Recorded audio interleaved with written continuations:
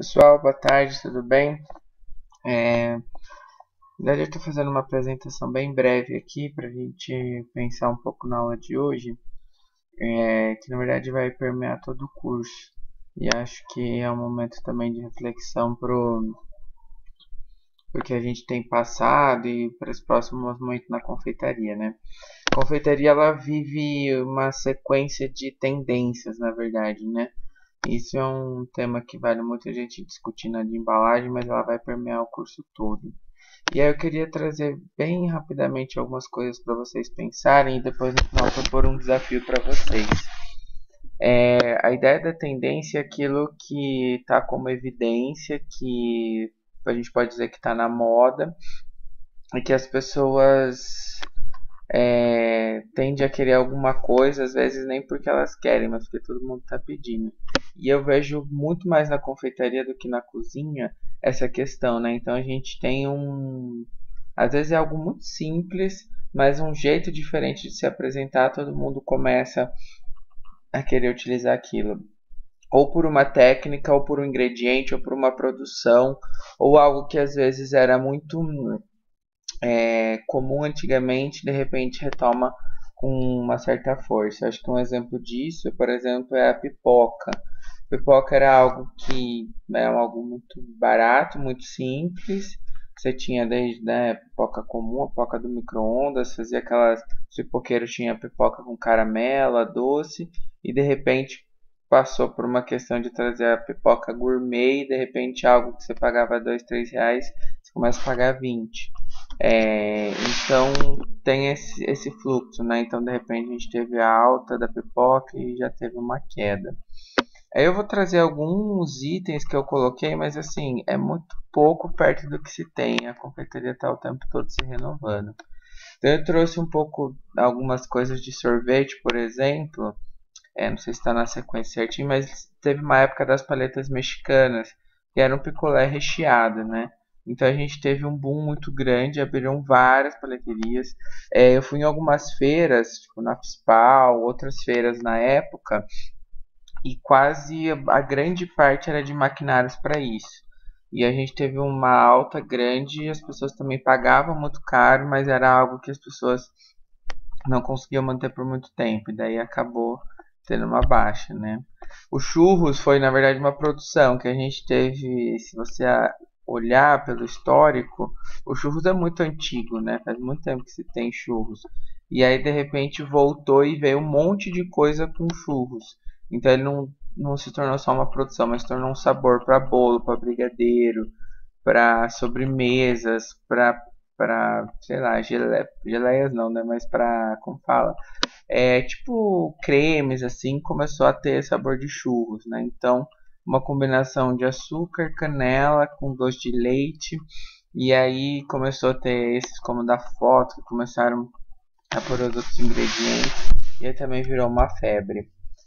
O macarrão eu coloquei aqui que é um doce mais tradicional francês, mas há pouco tempo veio para o Brasil como algo muito sofisticado, né? É algo difícil de ser feito e mas também teve, hoje deu uma queda, mas teve uma época que ele estava muito mais em alta, né? Aí eu trouxe aqui o sorvete de iogurte, não sei quantos de vocês lembram, foi um pouco antes da paleta mexicana, que também se abriram vários estabelecimentos que vendiam sorvete à base de iogurte. E também acabaram vários fechando. Foi o que aconteceu até com os Danones, naquela época do iogurte grego, a mesma ideia de você trazer a mesma produção, um sorvete, mas com um conceito talvez é, menos calórico, mais saudável, e aí as pessoas acabam comprando. Também a gente teve a época dos gelatos, ainda tem bastante, né, dessa questão do sorvete mais artesanal, de você não usar produtos químicos, é, de você ter um processo não industrializado, e aí também teve uma questão de custos nesse processo, né? Isso é importante a gente ver, que quando está a tendência em alta, a gente tem um valor alto também, né? Teve questão do sorvete na chapa, que também foi muito rápido, que era uma chapa, né, de gelo, e aí eles acabavam colocando sorvete, colocando ingredientes, personalizando. Isso é legal de tendências também. A tendências tende a trazer muito uma questão de personalização, algo que eu possa fazer do meu gosto, né? Os cupcakes é um pouco mais antigo, que também ficaram uma época muito grande, era decoração de festa. Vamos fazer e de repente teve uma queda. As pessoas gostam muito mais hoje de cupcake como decoração, eu vejo, do que às vezes para comer, né?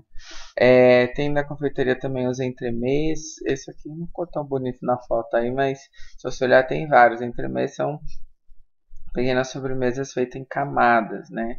E aí você teve várias, teve as berrines também que vieram e ficaram participando de vários cardápios, de várias festas. A glaçagem, que é uma técnica de finalização espelhada, e aí começou a ter cursos, começaram a se falar muito sobre ela.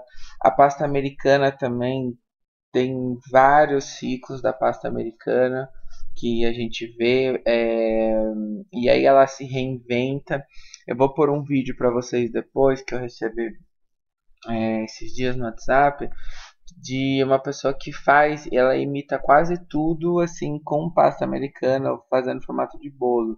E aí você fica até pensando, né, o ponto que as coisas podem chegar. Então tem um prato de macarrão, um frango assado feito de pasta americana. Que coisa louca, né?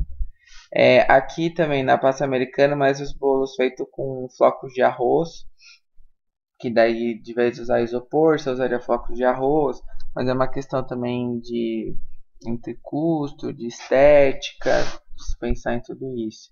O bolo vulcão, que foi uma coisa simples, né? Era um bolo caseiro com buraco no meio com muita cobertura, né? Então veio uma época de febre, né? E aí todo mundo começou a fazer.